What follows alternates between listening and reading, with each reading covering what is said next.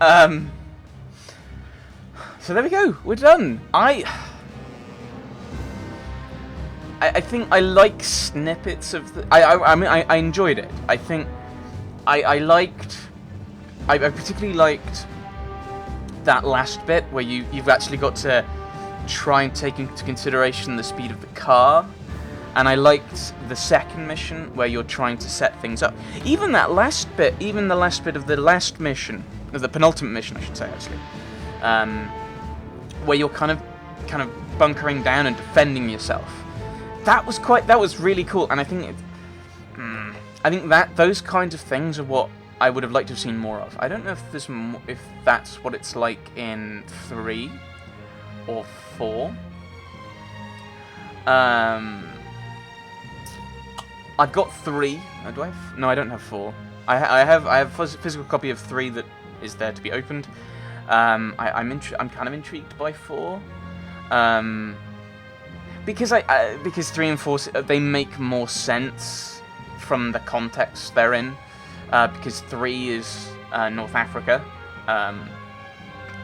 which I comment a few times on Dragon Age. Inquisition is my favourite World War II front, because I keep accidentally calling the Western Approach the Western Desert, which was the British name early on for that front, being Egypt and the surroundings being the Western Desert, and kind of mandatory Palestine in particular being the Eastern Desert. So I agree, that sounds quite interesting. That seems, from the topic, more interesting. But also, there's actually Americans and British forces there. I assume considering we had an American here, we'll be having an American in that one. So I think it does seem quite an America element. Like, we've really whittled down both the Wehrmacht, what was left of it at this point, and the Red Army to kind of a fairly small amount at this point. We've killed quite a few of them. But I mean, as I was saying, it feels like, and I remember Variax, who's another Let's Player, and I was watching one of his streams, and he commented that he watched a few of these videos, or was it just one video? I don't know. He watched some non-zero number of videos, and he commented that it didn't seem very kind of snipery. It seemed very much kind of normal, shooty action game, and he's right, and that's kind of something that frustrated me as it went on. It's an enjoyable game, but I think in that respect, I maybe would have liked it. It could have gone off and done its own thing a lot more, and been more of that kind of sniper, planning, sneaky, working things out, puzzly kind of game, which is what it was in the second one. Apart from the fact that it told you what to do. You do this thing, you put the thing here, and you do this. And that's good for a tutorial, which is which the second mission still was, very tutorially. But it would have probably been more interesting if you then went, okay, we've told you how to do this mission. Here's the next mission. Here's your goal, and we're going to open it up a bit more. And then the next mission, we're going to open up more and more and more until we're going to throw you as an individual, you as a character, into this area. And the streets, here's the map, here's the street plan, here's what your target's doing. You can study him and get a better idea of what he's doing, and you can work out where the best... Here are some good vantage points on the map, and you as a player, you choose how you're going to go about it. And there'll be different consequences for doing it in different ways, from gameplay. So, yeah, it's kind of... I thought the very end of that last mission was really quite interesting, where you've got the shot and you need to line it up perfectly, really. Obviously. You need to take him out in a moving car. You need to take that into consideration. It might have been probably a bit more. It might have been more. Probably more. It would probably. Well, it would have been more of a challenge without the red square. But I think you're then going to this kind of the red square is really useful, and it fits that kind of action shooty thing, whereas it doesn't necessarily fit the full-on sniping, try things out. I think it raises that question. Mission success, woo! It does kind of fit the question, or just kind of help resolve that the question of player skill versus character skill, which comes up in predominantly pen and paper RPGs. Where do you draw that line? Ooh, I'm throwing things around. Where do you draw that line between player skill and character skill? So we have a guy who's been trained by the Americans to be an incredibly good sniper, and probably he's the best sniper they have to be sent in to hostile territory like this. He's the most reliable one. He's the guy who's not going to get captured. He's the guy who's going to kind of take all these guys out in fairly short order. So he's going to be the best sniper America has trained since it started training, which I think is the 30s. I'm not sure when in the 30s. I was thinking late 30s, but I think maybe not late 30s, maybe earlier. But I'm fairly sure it's 30s. So he's going to be the best they've got. So he's going to be able to factor all these things in. And I need to think about the wind. The wind is this. I can see it, detect it based on X, Y, and Z. I need to take into consideration firing up or down. I need to take into consideration gravity for the longer shots. I need to take into consideration all these different things. And you've got to kind of balance, like, how much of that do you leave to the player, who needs feedback for, like, what feedback do you have for the wind? I think it was that thing at the top of the scope, but I'm not sure, because it didn't say. It may have actually said wind on it, but the game doesn't inform you to look there. Which is, again, it goes back to that character skill. That's something the character would have known. I think this is a good game if you know what you're coming into, which is, this is a third-person shooter, kind of action-heavy third-person shooter. It's not so much what I would have expected from a infiltrator snipey game. I might have expected something kind of Hitman-ish. I think that's something actually Variax said. Something where there's elements of sneaking, but the key thing is you're planning. You're taking into consideration what you're doing and trying to work out what your best shot is going to... not intended. What your best shot at the target is going to be.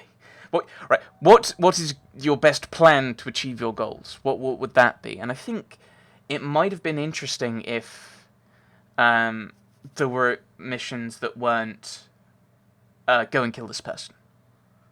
I think most of them were, or infiltrate this thing and, you have to kill loads of people now.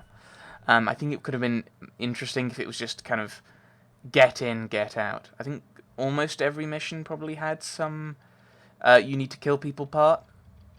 And not in a, you failed to be sneaky way, but in a, you need to kill these people to achieve this objective. Like, even in, so the last mission where you're killing someone, fair enough.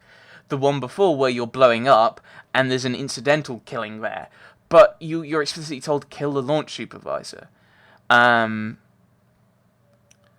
I think it might have been interesting if there were some more missions where you have to kill people to succeed, but the success isn't dependent on killing people. So if you're kind of clever in the way you act, you don't actually have to kill people. I don't know.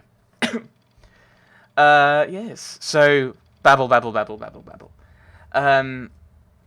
Kind of intrigued by that last shot, in that I killed him. I got the killing him cutscene, but then it triggered my loss because in his death he managed to escape.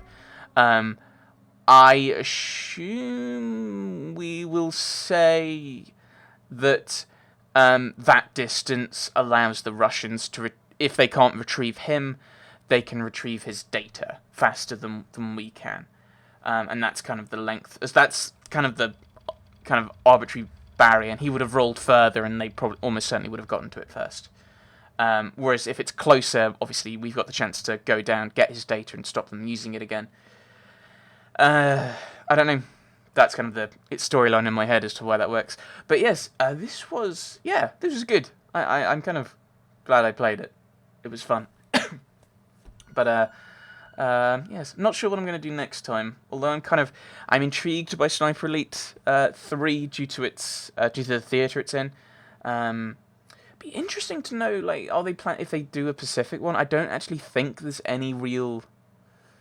I don't think you can't really do a Pacific Sniper Elite unless you do something like unless you do the Burma campaign, which is not particularly covered that often. You have Europe and you have island hopping, and those are kind of the two parts of it. And Europe, so you've got the Western Front, Mediterranean, Eastern Front, and then island hopping. And there's not a huge amount on the kind of Burmese campaign. Even in board gaming, where there's a lot of World War II games, you have either global conflicts, or you focus on something going on in Europe, whether it's Western, Eastern, or Med, and then you've got the island hopping. There's, I think, only one game I know. Well, there's only one game I know of on Burma, which is coming out soonish. Nemesis 44, Nemesis 1944, where there's an awful lot on Western Eastern Theatre and the Med, North Africa, Italy, and then island hopping, of course, and all the various battles that involved pretty much all Americans. So, I mean, you could do that. I mean, I'm not sure what they're doing next. Well, I'm not sure if they're doing another one after 4, which is... That one's Italy. 4's Italy, I think. 3's North Africa. So it's not even like they're going back in time. They're just going all over the place. But you can't really do the Pacific.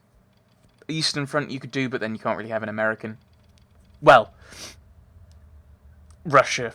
In Russia, this arguably is the Eastern Front, because Russians were involved. Babble. So yes, we're long past the credits. I don't need to keep talking. So yeah. This has been a good game. I'm kind of not sure what I'll be doing next. Oh, that's how I got onto it. Not sure what I'll be doing next. 3 possibly, or I might do a different World War II game, or I might just do something completely and utterly different. Find out next time. Thanks for watching, everyone. Thanks for watching.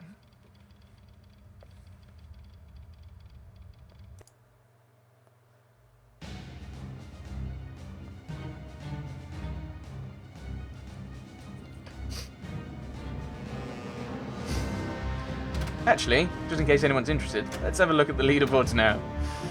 So, General, my position, I am... Where am I? I have 262,460. So I am joint 434,287th. Tied with a few other people. So out of all my friends, I'm winning. And then here are my stats. My stats. Thank you very much. Highest mission score was 47,130. Highest scoring shot was 5,200. And my longest shot was 562. I think that may have been that last shot. Total distance 24,485. Kills 444. Covert kills 63. Scoped headshots 135. Explosive kills 37. Tagged enemies killed 37. Total time played is apparently 7 hours, 50 minutes, and 7 seconds. I don't think that's right. But alright. Do campaign co-op? Ooh. That was not the longest thing I've had, is it? What was my highest scoring one then? That was Kreuzberg headquarters. So that was the... Oh, that's the one with all the snipers, isn't it? That's you go into the subway and you've got all the snipers going around. Alright, there we go. Kind of showing off the leaderboards there. Well, showing off against other people. who I don't think have played all of the game. There's a challenge laid down for you guys. Any of my friends who have this game, or want to try and show me up. No, everyone. You can. There we go. There's my score. I'm sure there's people watching this who have got a much higher score. Oh, there's people in general who have a much higher score. There we go. The gauntlet has been thrown. Give it a go. See if you can do better than me. I'm sure you can. Yeah, there we go. And a final goodbye, then. Farewell.